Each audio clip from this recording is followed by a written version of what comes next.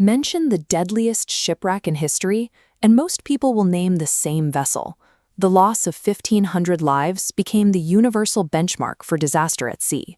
Others might point to the Lusitania, where 1,200 deaths served as a historical pivot point that helped draw the United States into the First World War. Yet during the final months of the Second World War, a single ship went down with more than 9,000 people on board. Her name was the German vessel, the Wilhelm Gustloff.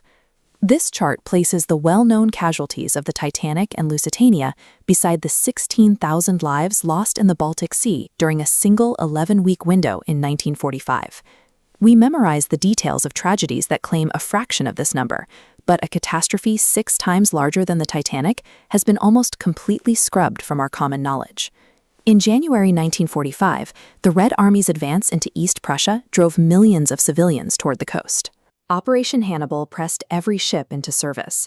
The Wilhelm Gustloff, built for 2000, launched with over 10,000 families and children into temperatures 18 degrees below zero. Waiting in the shipping lanes was Alexander Marinesko, a Soviet submarine captain facing court-martial for disciplinary failures.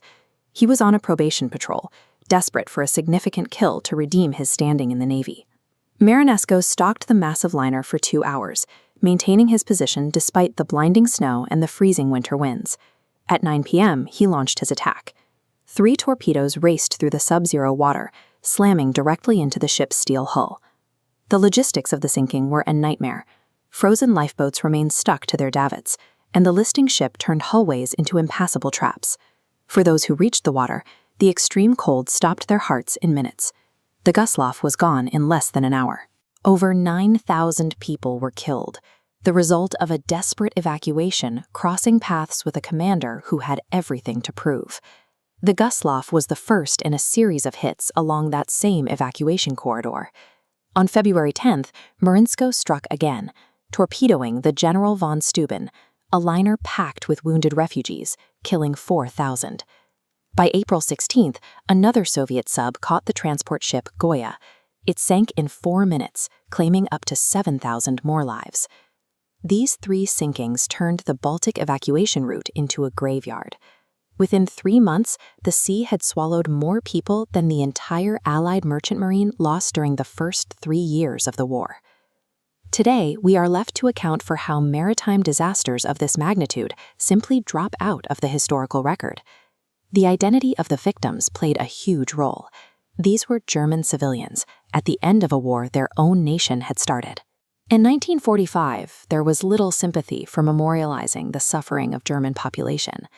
The Gustloff also occupied a difficult legal space. Because she was armed and carrying military personnel alongside the thousands of refugees, the sinking was classified as a valid act of war rather than a war crime, making it a secondary detail in the larger conflict. Even in the Soviet Union, the event was suppressed. Marinesko was a disciplinary liability and an alcoholic who was eventually sent to a labor camp. His superiors saw no value in turning a disgraced officer into a national hero. Marinesko died in poverty in 1963, forgotten by the state he served. It took until the year 1990 for Mikhail Gorbachev to finally grant him the title of Hero of the Soviet Union. History often favors clean narratives of good versus evil. Tragedies like the Gustloff are frequently set aside, representing the messy and indiscriminate violence of a total war, claiming lives regardless of age or innocence.